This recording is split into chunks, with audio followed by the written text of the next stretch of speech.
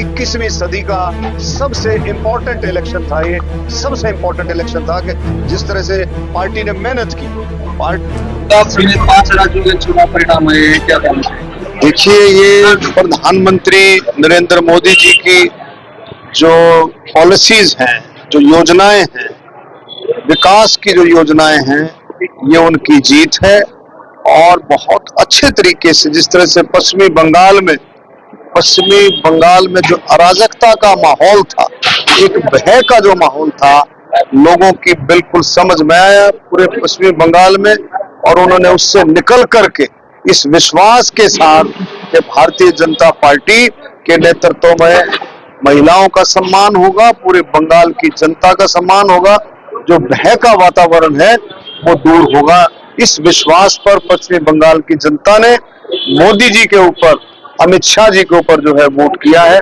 मैं बहुत बंगाल की जनता को भी, आसाम की जनता को भी और पांडिचेरी की जनता को भी बहुत बधाई देता हूं कि जिन्होंने ये बदलाव जो है, आप देखेंगे बंगाल के अंदर जो बदलाव हुआ है, मैं कहता हूं इस सदी का, 21वीं सदी का सबसे इम्पोर्टेंट इलेक्शन था। ये सबसे इम्पोर्टेंट इलेक्शन था कि जिस तरह से पार्टी ने मेहनत की, पार्टी ने जबरदस्त, पिछले चुनाव के बाद एक दिन भी पार्टी का कार्यकर्ता बैठा नहीं, उसने लगातार उसी लेवल पर मेहनत की कि जैसे अगले दिन चुनाव है।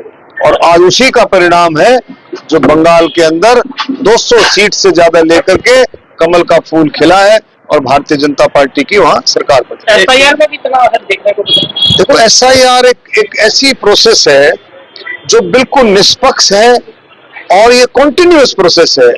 जैसे आपकी जो सेंसस है, जनगणना है, ये रूटीन की प्रोसेस है। तो इसी तरह से जो है एसआईआर का जो प्रोसेस था वो निष्पक्ष था। लोगों ने, किसी ने भी ऑब्जेक्ट नहीं किया, सिवाय ममता बनर्जी के किसी ने भी उसके ऊपर उंगली नहीं उठाई। और आज आप देखेंगे लोग खुश हैं कि जो इनफिल्टर कर रहे थे, जो बाहर से आए हुए जो लोग थे, उन लोगों के ऊपर चेक लगे।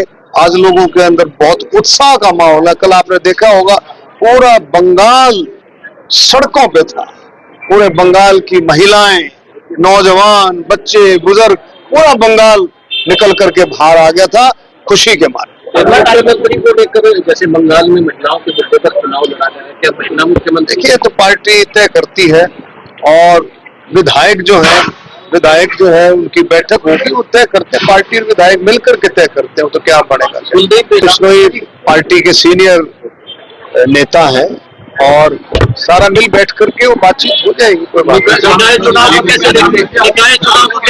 नहीं। निकाय चुनाव निश्चित तौर पर 7 जगह चुनाव, 3 जगह निगम है, अंबाला है, पंचकुला है, सोनीपत।